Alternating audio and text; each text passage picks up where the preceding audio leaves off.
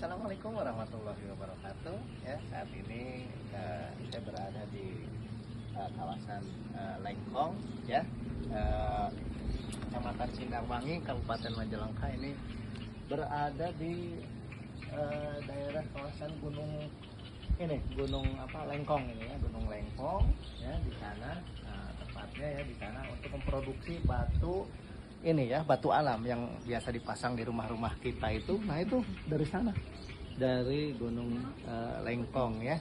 Nah, sedangkan di sini ini adalah kawasan Sinapel. Nah, kawasan Sinapel ini adalah daerah yang menghasilkan duren ya, durian yang terkenal di Majalengka, duren Sinapel. Nah, di sana jadi bisa kita menikmati duren Sinapel di sini ya, banyak pilihannya, bisa langsung ke rumah-rumah penduduk ya.